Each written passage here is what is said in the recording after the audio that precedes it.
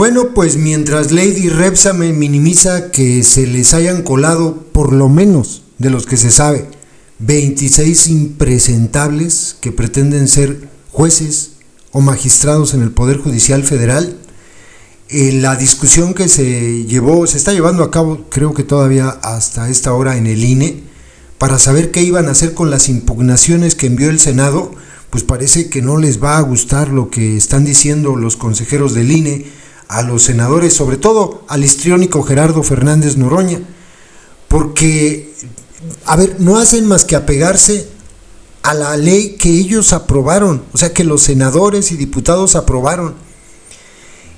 Quienes podían quienes podían negar una candidatura o no, eran los comités, tanto del Poder Legislativo como del Poder Ejecutivo y el Poder Judicial. Ellos eran los únicos. Ahora están metidos en una bronca porque no habían pensado que esto iba a ocurrir. Tenían una sola cosa que hacer y la hicieron mal. Entonces el INE les dice, vamos por partes. Ya nos llegó la impugnación sobre estos 26 impresentables de los senadores del Congreso. ¿Pero qué creen? Es que los senadores no tienen la facultad para impugnar candidaturas. Los diputados no tienen la facultad para impugnar candidaturas. No pueden hacerlo. Quienes tenían que haber impedido que estos impresentables llegaran eran los comités y no lo hicieron. Ya hoy al histriónico Noroña, como estaba respondiendo de esta manera el INE, ya se sabía desde ayer que esto era lo que iba a decir el INE, ya les dijo a los del INE que no sirven. El INE no sirve para nada, los que no sirven para nada son ellos, porque a ellos fue a quienes se les colaron. El INE no hace otra cosa más que aplicar una ley que, ¿qué creen? Los senadores y diputados de la secta fueron quienes la mayoritearon y la aprobaron. Les dejo lo que dice Lady Repsamen, minimizando el asunto, y después lo que dicen dos consejeros, respondiéndole al histriónico Noroña y a los senadores. Ahora les quieren echar la bolita y dicen los del INE, no, nosotros nomás cumplimos con la ley y la ley nos impide hacer lo que nos están pidiendo. Nosotros no podemos, ustedes no pueden, háganle como quieran. Lo he estado comentando estos días. Hay denuncias en redes sociales de algunos candidatos, que repito, es un porcentaje mínimo, que pudieran estar vinculados con la delincuencia. Tiene que probarse primero. Es decir, si realmente hay elementos. ¿Quién puede decirlo? Pues las instituciones de seguridad y justicia. La Fiscalía, si es que hay una investigación en algún caso. Y yo dije, en esos casos, pues que sea el INE o el propio tribunal quienes tomen la decisión. El tribunal finalmente es la última instancia. Pero lo que es muy importante es que el 99.9%, y repito, son denuncias en redes sociales, que ya sabemos, las redes sociales a veces dan información muy importante, pero a veces tienen información que no es correcta. Entonces, que evalúe el tribunal y que decida el tribunal, de acuerdo con la información que pueda recibir por parte de la Fiscalía, por ejemplo, si decide que alguien no debe participar. Pero la elección va a ser muy buena y la gente va a decidir muy bien. Va a ser una gran elección, la del 1 de junio, muy buena. Y la gente sabe, para eso se informa, por quién tiene que ejercer su derecho al voto. Buenos días a todas y todas las personas que nos escuchan. Sobre este tema se ha discutido ya mucho en medios de comunicación, en el debate público y en diversas mesas, y me parece que han girado alrededor de 3 preguntas fundamentales.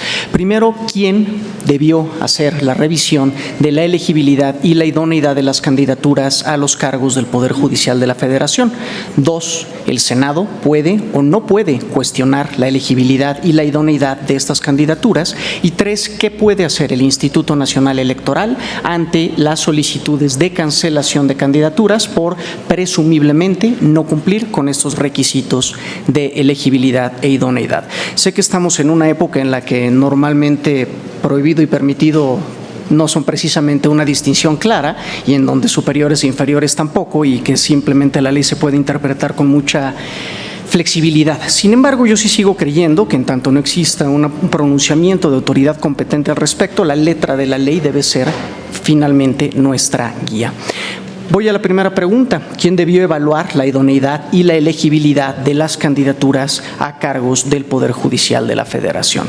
El artículo 96 de la Constitución Política de los Estados Unidos Mexicanos establece que los poderes de la Unión postularán el número de candidaturas que corresponda y que para la evaluación y selección de sus postulaciones observarán lo siguiente. Entre otras cuestiones, cada poder integrará un comité de evaluación conformado por 5 personas reconocidas en la actividad jurídica, que recibirá los expedientes de las personas aspirantes, evaluará el cumplimiento de los requisitos constitucionales y legales e identificará a las personas mejor evaluadas que cuenten con los conocimientos técnicos necesarios para el desempeño de su encargo y se hayan distinguido por su honestidad, buena fama pública, competencia y antecedentes académicos y profesionales en el ejercicio de la actividad jurídica. Es decir, según la Constitución, esta es una función de los comités de evaluación conformados por cada uno de los 3 poderes de la Unión.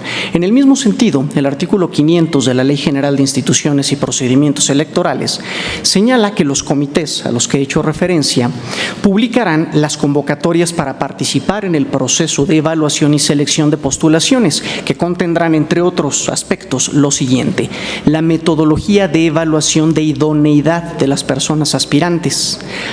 Una vez concluido el plazo para inscribirse en la convocatoria, señala la propia ley, los comités integrarán la lista de las personas aspirantes que hayan concurrido a la convocatoria y reúnan los requisitos constitucionales de elegibilidad.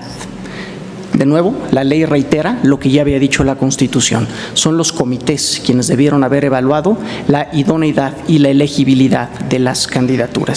Quisiera llamar la atención como eje de esta intervención que si bien los derechos fundamentales, como el de ser votado a todo cargo electivo, no son absolutos, aunque puedan ser acotados o limitados bajo determinados supuestos.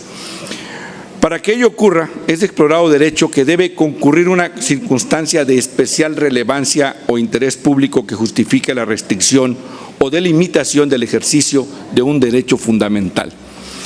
En este sentido, me parece importante referir que ha sido criterio reiterado tanto por esta autoridad como por el Tribunal Electoral del Poder Judicial de la Federación que la revisión de requisitos de elegibilidad e idoneidad se lleva a cabo en 2 momentos. El primero, cuando se registran las candidaturas, y el segundo, cuando se realiza la entrega de la constancia de mayoría correspondiente.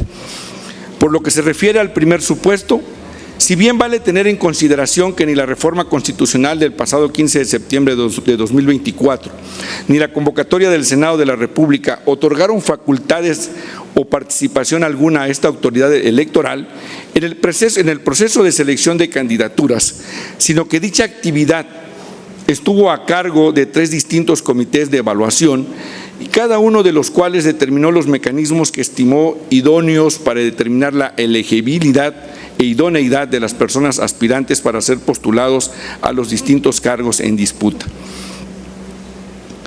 Dichos comités tuvieron la oportunidad de evaluar el cumplimiento de cada uno de los requisitos previstos en la legislación y en la convocatoria respectiva, entre los que se encuentra la de contar con determinadas calificaciones o promedios en distintas asignaturas, de acuerdo a la materia por la que pretendieron contender las y los aspirantes, así como que cumplieran los requisitos de honorabilidad, probidad, entre otros.